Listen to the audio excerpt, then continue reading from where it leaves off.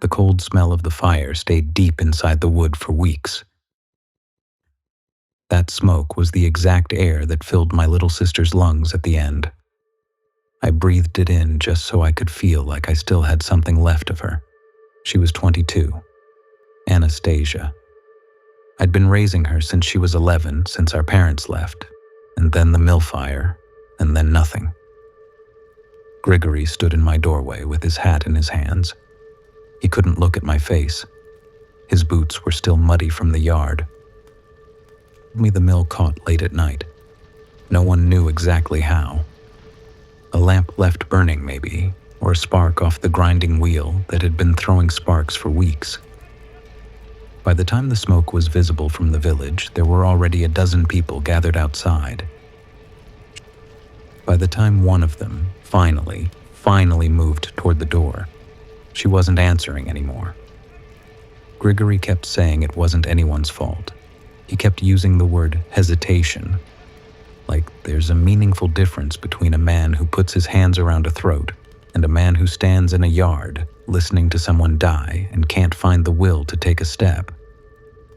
I got back the same night it happened, saw the glow through the trees before I even reached the village. People came to my door, old women holding my hands, the priest with his soft, useless voice. They all wore the same look, grief and guilt, and wanting me to tell them they had nothing to feel guilty about. I couldn't do it. Every time I looked at a face, I looked for the shame underneath it. I couldn't separate the ones who'd been there from the ones who hadn't, so I stopped answering the door. Then people stopped knocking. Then they crossed the street when they saw me coming, and that was fine. That was honest. At least it matched how things actually were. I drank for a while, not badly, not in a way that made a scene, just alone at the table in the evenings, a cheap rye spirit that burned going down and burned in my chest. I drank until my chest went numb, until the room was just quiet. I wasn't eating much, and I wasn't sleeping much, so I just sat there. I went to the tavern, sat in the corner with my glass. The place smelled of pipe smoke and sour beer. I kept to myself until I heard the old men at the next table, 3 of them, all past 60, red-faced from the cold.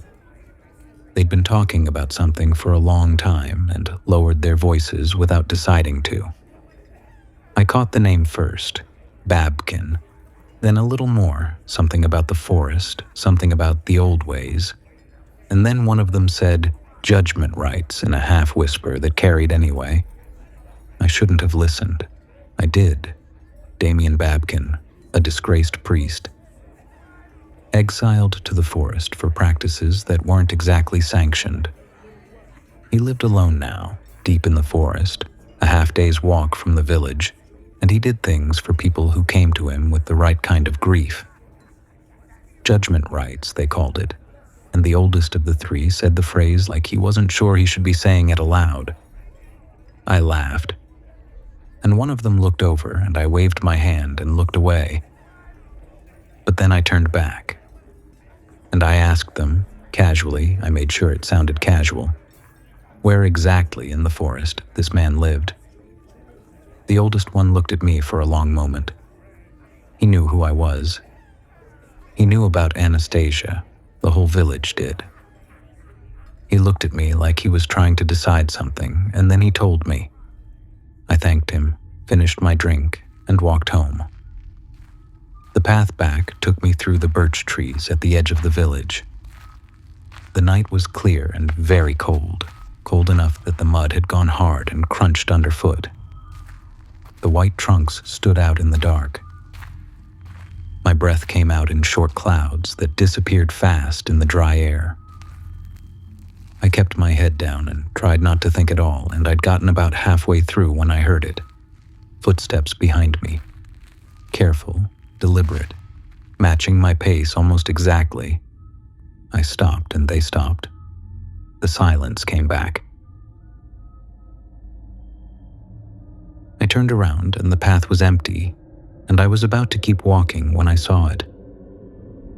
Between two of the white trunks, far enough back that I could have been wrong, in the dark and the cold and weeks without proper sleep. A shape. A person-shaped thing standing very still. A woman, or the posture of one, turned toward me. I stood there and looked at it. I told myself it was a branch. Told myself I was exhausted and putting a shape together out of shadow and pale wood, which is what happens on no sleep and 3 weeks of grief. And I almost believed it. And then the thing, the branch, the shadow, whatever it was simply gone. Not moving away, just no longer there. Gone. Walked the rest of the way home fast and didn't look behind me again. I packed before the sun came up. A change of clothes, a little food, the small amount of money I had left. The room smelled of rye spirit and cold ash from a stove that had gone out in the night, and it felt smaller than it had before Anastasia died. The icon on the wall caught what little light there was. I thought about going back to sleep, about leaving the whole thing alone. I wasn't praying. I hadn't prayed in 20 years, not since I was young enough that it still made sense to talk to things that might not be listening.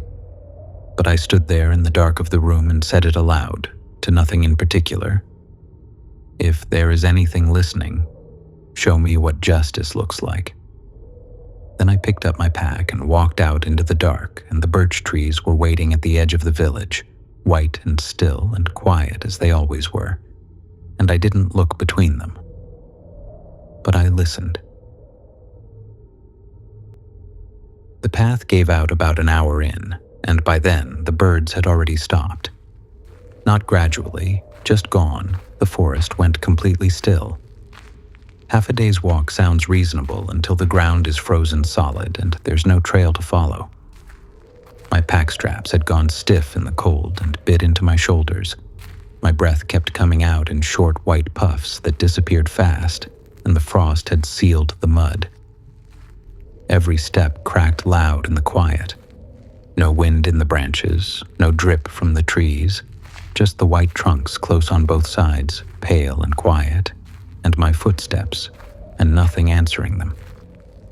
Then I came down off the ridge and saw the chapel, and I understood why the old man had said it like that, a broken chapel, like that was a landmark and not a warning. The stone walls were still standing, stained with long black streaks of damp running down from where the roof used to be, and what was left of the roof had gone over with dead creeper crawling down into the open space inside. It smelled of wet stone and standing water and rot, the kind of smell that gets in your nose and doesn't leave, and it looked like something the ground was slowly pulling down. A low wooden fence ran the perimeter of the clearing, rotting, half-eaten by undergrowth, and on the gatepost someone had nailed a flat piece of wood with marks carved into it that I didn't recognize and didn't touch. The cabin sat behind the chapel, small, older than it looked, a stovepipe trailing a thin thread of gray smoke straight up in the dead air. The door had ash marks drawn on it in something grayish-white and chalky, simple shapes I couldn't name. 3 ravens on the roofline watched me with their flat black eyes. I stood at the fence a while before I knocked. Not because I was afraid, I told myself, because I was thinking.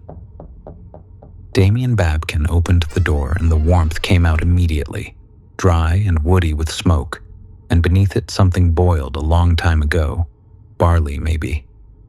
And it made me understand how cold I'd gotten on the walk without noticing. He was older than I'd expected and smaller, with a beard going gray and hands that were rough and thick-knuckled, a working man's hands, and he had the tired look of someone carrying something heavy for years, not a man who just needed sleep. He wasn't investments, just a wool shirt and trousers, and he looked at me without any surprise in his face at all, which wasn't comforting. He said, "You're Ostinov, Anastasia's brother?" I said yes. Nothing after that, just stepped back from the door and I went inside. The cabin was clean, which surprised me. Organized, books properly shelved, a table with a candle, An old icon in the corner, paint worn smooth in the middle from years of hands, the gold leaf around the edges gone brown and dull. He sat across from me, folded his hands, and waited. I told him everything: the fire, Grigory, the ash, the old men in the tavern. And he listened without his face changing once, the candle shifting in some draft I couldn't locate, the icon's face moving slightly with it. When I finished, he stayed quiet long enough that I wondered if he'd speak at all. This ritual doesn't summon the dead. It summons what stands between grief and judgment. I told him I didn't know what that meant. You don't need to. You only need to know what it isn't, so that you can't tell me later you weren't warned. He agreed after another long silence. I think it was my face that did it, not my words. He looked at me like someone past arguing with and made a practical decision. He explained the 40 nights while the stove cracked and the candle drifted. A line of salt along the base of each wall. He didn't explain it, and I didn't ask. He pointed at the ash circle. That is where the ritual lives. The cabin holds the boundary. Nothing crosses the salt while it holds. The circle is where you open the door. From midnight until the 9th hour, you stay inside it. You don't step out of it, you don't break the line, you don't so much as lean across it while the vigil is open. He looked at me. Outside those hours, the cabin is yours. Move around, sleep, eat. Fasting, bread, water, nothing that clouds the mind, no spirit, no wine. Night vigils, prayers spoken aloud, and it didn't matter whether I believed them. The words were the words, and they needed to be said. Daily confession. Ash circles around the sleeping area, redrawn every night. No contact with the village for the full 40 nights. I asked what would happen if I broke one of the terms. I don't know exactly. I know that nothing good comes from breaking a circle.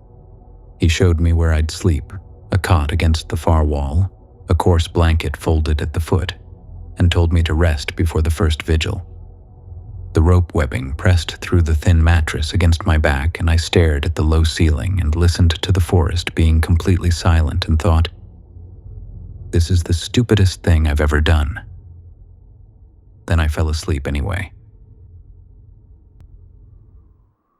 The first several nights brought nothing I couldn't explain. Sleep deprivation does things to a person, not mysticism, just biology. Kneeling on bare oak planking in the dark, cold coming up through my knees, saying prayers in a language I didn't understand. When something shifted in the trees, I told myself, branch settling, an animal, the cold contracting the wood. Almost certainly right. But there was one thing I couldn't explain away, and it came back almost every night. The feeling of being watched. It would come on during the vigil, a pressure sitting in the back of my neck, and I'd go still and wait, and eventually it would lift. I spent a lot of nights telling myself it was exhaustion and never quite got there. The 9th night, or the 10th, I'd lost count. I heard movement outside that I couldn't explain at all. Not wind, not a branch. Footsteps on frozen ground, deliberate and unhurried, each one landing with the same hard crack the frost had made under my boots on the walk-in. Sat up on the cot, and the webbing creaked, and my heartbeat was very loud. The glass was cold against my palms, and my breath fogged it as fast as I wiped it clear. And through the lantern light, yellow, close, not reaching far, at the exact edge where the light ended, something was standing. Woman-shaped, but the proportions were off, and looking harder didn't fix it. Too tall, too thin through the torso. The head tilted past where a neck stops, far enough that I kept waiting for it to correct, and it didn't. The face was in shadow, or distance, or something my mind kept trying to sort into one of those two things and couldn't. Completely still. Went and shook Damian awake, told him there was something outside, and he came to the window with me, and there was nothing, No shape, no movement, not even a sense of something recently gone. Just the tree line and the dark and the lantern light ending where it always ended. He stood there a moment with his hands at his sides. "Don't look for it again." He went back to his cot without another word. Stayed at the window a while, looking at the empty dark. Told myself, exhaustion, the vigils, no proper sleep in weeks, the mind stitching shapes out of nothing. Kept my eyes on the ceiling and counted my own breaths to stay still. The silence after was worse. I didn't sleep. Not that night. I lay on the cot with my eyes open and listened to the silence after the footsteps stopped. The blanket had gone damp from my breathing, the rope webbing pressing through in a ridge along my spine, and the cold was coming up through the floor, steady, the kind that starts at your feet when the ground beneath is frozen solid. By the time gray light started coming in through the gaps in the shutters, I'd maybe gotten an hour, maybe less. My eyes felt packed with sand. My hands were shaking when I finally sat up. There was a chamber pot in the corner and a bucket with a lid beside it. I'd been using it since the first day without thinking much about it. That morning, I cracked the window to empty it, and that's when I saw them. The frost had come down hard in the night, covering everything. The fence posts, the dead grass, the flat top of every stone. And there were prints in it, going all the way around the cabin, set deep into the frost, and they were barefoot, and something about them kept pulling at me that I couldn't name, because the shape was human enough, but the stride was too long and the toes pressed in too deep, like something much heavier had left them. Both feet planted, close together, facing the door, and nothing after that, no prints going back, no prints turning away. Whatever it was had come to the door and then simply wasn't anywhere anymore. And I didn't have words for what I was feeling. Not fear, exactly, or not only fear. I'd been telling myself for weeks that the vigils were fatigue and the sounds were forest sounds. Standing there looking at those prints, I understood I'd have to stop saying that now, and I didn't know what to say instead. I didn't tell Damian what I'd found. Not that morning. He didn't ask. The days blurred after that into a cycle of dry bread, broken ice from the water bucket, and cold that never left my bones. The vigils pressed on, the silence of the forest heavier than before. The voice came on the 17th night or the 18th. I was in the middle of the prayers, candlelight throwing a low yellow circle on the floor, reciting the words out loud, and in the space where I drew breath, I heard her. It wasn't in my head. I need to be clear about that. I've had her voice in my head every day since the fire, and I know what that is. Memory has an edge to it, a place where it starts and stops. This was a sound in the room, close and low, from somewhere between the door and the window, and it was her actual voice. Lower than you'd expect from someone her size, a little rough at the edges. They watched me burn. 4 words, and nothing after. I didn't move. I didn't breathe. I sat there on my knees on the cold floor with my hands pressed together, the candle flame perfectly still in the dead air, and I just felt the weight of those 4 words. 6 weeks of grief and all the names I'd been trying not to say aloud. I told Damian in the morning. He listened without changing his face, which I was used to by now, and when I finished he was quiet a long time. Long enough that the stove popped once and a piece of wood settled in it. "The ritual gives what the heart truly seeks," he replied. "Not what the mouth asks for, what the heart seeks." I told him what was underneath was grief, and I wanted someone to answer for it. And I believed that. I thought that was honest. Yes, just that, and then he stood and went to put more wood in the stove and didn't utter anything else for the rest of the morning. The vision started a few nights later during the prayers. The candle would shift in some draft I never located, and in that flicker I'd see it, just a fragment, just a piece. The mill lit orange against dark trees, windows full of fire, and with it, the smell, wood smoke and something beneath the wood smoke that was sweet and sickening. The cold cabin air was still there. I could still feel the floor under my knees, but the smell was real enough that I'd swallow against it. And once, just the once, faces. A half circle of them, lit from the front by the fire. Faces I'd grown up seeing, and none of them were moving toward the door. I'd come back from those moments shaking and not from cold. I knew I should wait. Whatever the ritual was showing me, it was showing me in pieces, and I should wait for the rest. But the waiting kept getting harder, and the anger kept getting easier, and by the 22nd night I wasn't saying the prayers anymore. I was saying names, not aloud, not fully, but between the words, lips moving in the cold air, barely any sound, just the shape of them. Mikhail Drenov, Pavel Osin, Yakov Tereshev. The men who'd been there, who'd stood outside a burning building with my sister inside and decided their own fear was worth more than her life. I'd known them for years, and there I was on my knees in the dark saying their names into the floor, not asking what happened anymore, demanding that something answer for it. It was that same night, or close to it, that I raised my head from the prayers and found a figure standing in the corner of the room.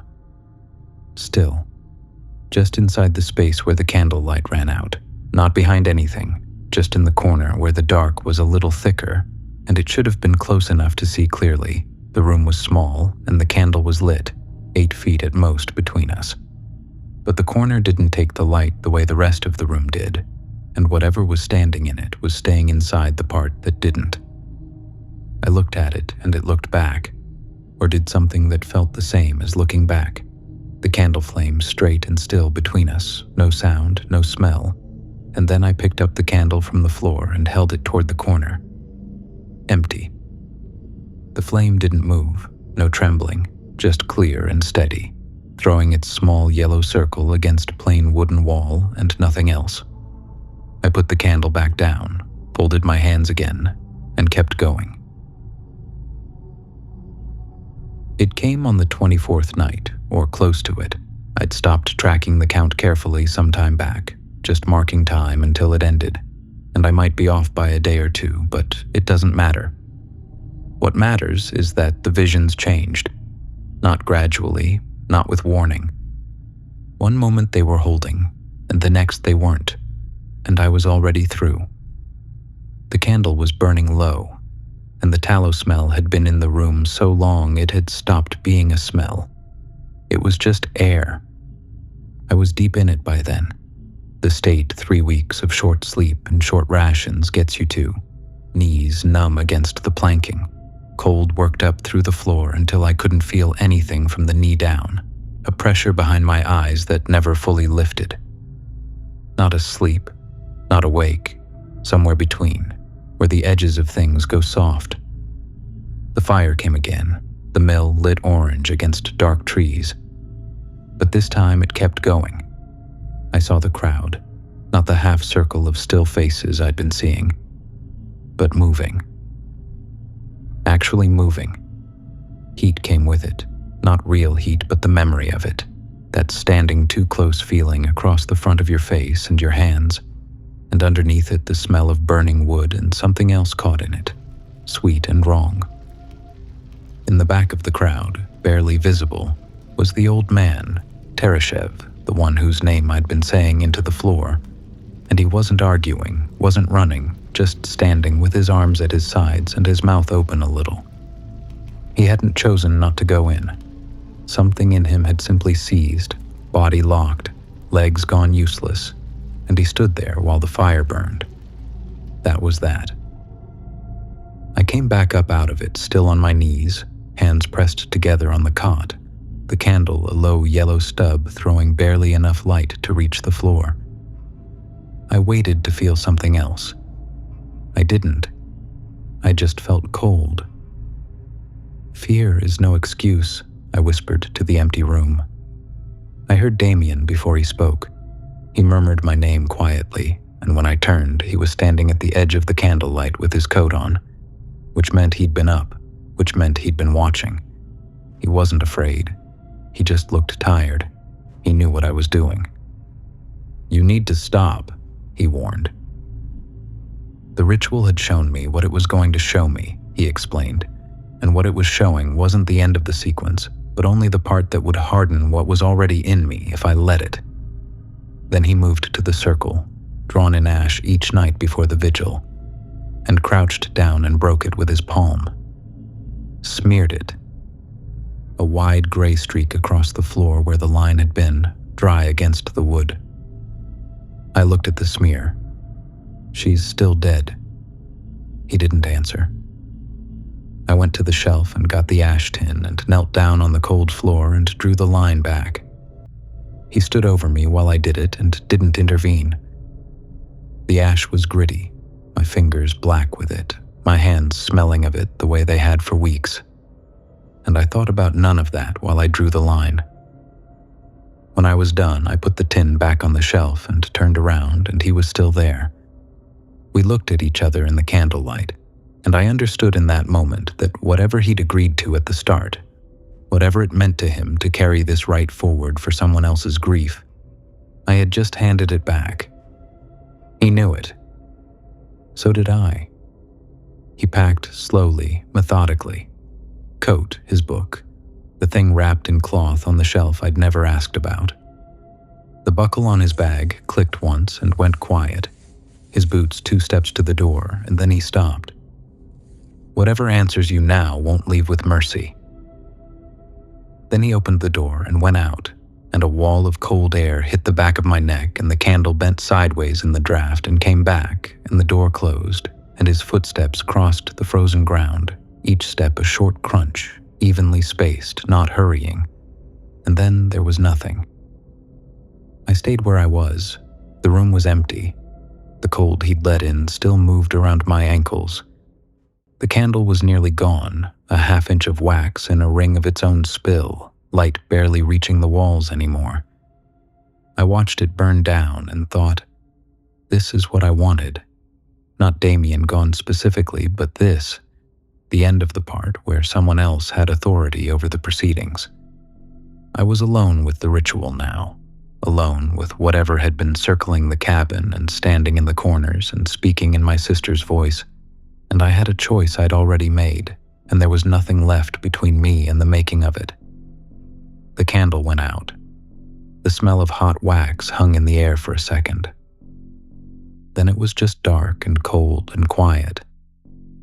And in the dark, behind me, I heard breathing. Not wind, not an animal. The rhythm was wrong for both. I turned around.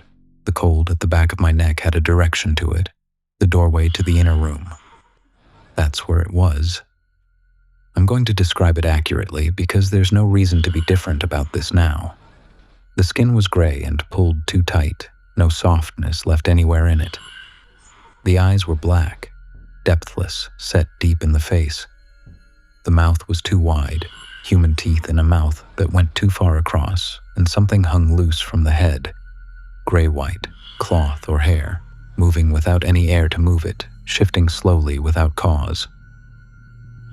The fingers bent the wrong way at the middle joint. Built wrong. It was woman-shaped. It wasn't a woman. The air near it was dry. It tasted like ash. It stood in the doorway and looked at me with those black holes where the eyes should have been, then opened that too wide mouth and spoke in my sister's voice. Choose. Just that. The only sound in the room was its slow, deliberate breathing. I looked at it, and I looked at the ash circle on the floor around me, the one I'd drawn with my own hands not an hour ago. And I thought of Damian's footsteps going away into the trees, and I thought of the woman reaching for the door and being pulled back. I stepped forward into the circle. She was there before I finished the step. That thing was still in the doorway, gray and wrong, and breathing its slow, deliberate breath, but inside the circle with me, or the idea of her was, or something that had her shape so exactly that my hands started moving toward her before I understood what I was looking at. Not the voice, not a sound in a dark room, Her. The way she held her weight when she was thinking.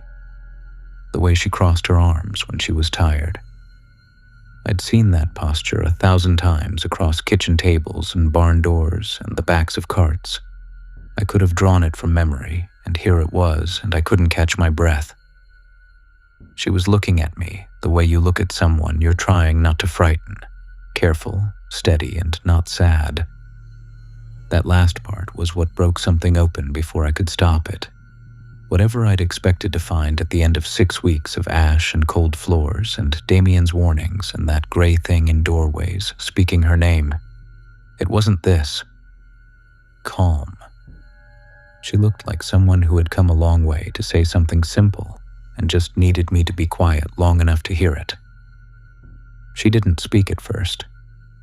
The ash circle was maybe 3 feet across, and the air inside it was different, stiller than the rest of the room, heavier, smelling of ash and cold wood, and underneath it, something I couldn't name, sweet and very faint. She just looked at me, and I looked at her, and the breathing in the doorway went on behind me, steady and patient, and I wanted her back so badly in that moment that my whole chest felt caved in. Not my anger, not the mill, not the faces I'd been saying into the floor. Just her. Just Nastia.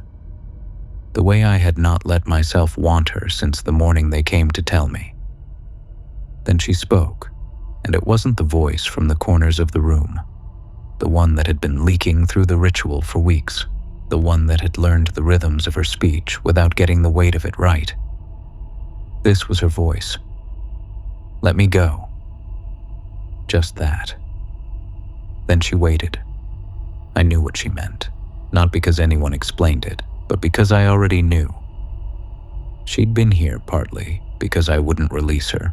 Every night for 6 weeks, I'd knelt on the cold floor and called her name into the ash and refused to accept what had happened.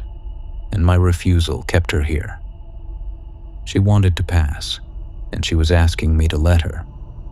And I knew something else too, because the ritual was still working and I could feel the shape of the answer it was handing me. There was no justice coming. Not from this, not from anywhere. The people at the mill were afraid. Human and afraid, and she had died for it. And I could name every one of them 100 times into the floor, and it doesn't make her less dead. It wouldn't undo the fear. Their fear killed her. Naming them wouldn't change that. No punishment fixes it. All of it was there, standing in the ash circle in the dark. Every word of it, clear and settled. I looked her in the face. They let you burn. She didn't answer, and her expression didn't change, just that careful steadiness, that patience more awful than any argument, and I felt the moment. I knew it was my last chance, and I turned away from it. I said the names, starting with the 2 men arguing at the door, then the husband dragging his wife back, then the old man frozen at the back of the crowd, then the others. Each name went into the dark, the same as I'd put them into the floor for weeks. No ritual preamble, no kneeling, no ceremony, just names, one after another. My voice was flat and dry in the still air. Answer for it. My throat was raw by the end. My hands shook slightly at my sides, not from fear. I didn't look at her. I looked at the ash on the floor. I said the names and meant every one of them. The light came from nowhere. Not fire. Nothing flickered. Nothing burned. Just a cold, sourceless brightness spreading from the floor of the circle outward, slow and without sound. And then something entered me. Warmth. That's the only word. Starting in the chest, then out through the arms and into the fingers. And with it came the feeling of the grief lifting, actually lifting, something going loose and light where there had been 6 weeks of nothing but weight. And the pressure behind my eyes that had been there so long I'd stopped noticing it was gone, and my shoulders dropped, and I thought, this is it. This is what the 40 nights were for. And then it kept going. The warmth spread and the grief kept lifting, and I let it. Because it felt like relief. Because I'd been carrying it so long, I'd forgotten there was anything underneath. And by the time I understood, it was taking more than the grief, it had already taken it. I sat down on the floor, hard planking, cold even through my coat, and I tried to find her. Not her face, not the facts of her, but the feel of having known her, the specific pull of it. The facts were still there. Sister, fire, 40 nights of ritual. I could picture her face clearly enough, the exact shade of her hair, the gap in her front teeth she'd hated since she was 8. But the feeling underneath, I finally understand what the ritual did. It didn't give me justice. It just took things away. It took the sadness. It took the anger. It took the love I had for Nastya. I can still picture her face perfectly. But now she just looks like a stranger on the street. I'm glad the pain is gone. I'm glad I don't have to feel anything anymore. The ritual took her from me, and in exchange, it gave me exactly what I asked for. It didn't just show me a crowd in the yard. It showed me exactly who argued and the ones who held others back. It showed me exactly who needs to be punished. It feels good to be this empty. It feels good to have a job to do. I have the lantern, and I took the heavy iron nails from Damian's shelf. I know exactly what is going to happen when I reach the village. They watched her die in the fire because they were too afraid to open the door. I am going to nail theirs shut and burn them inside.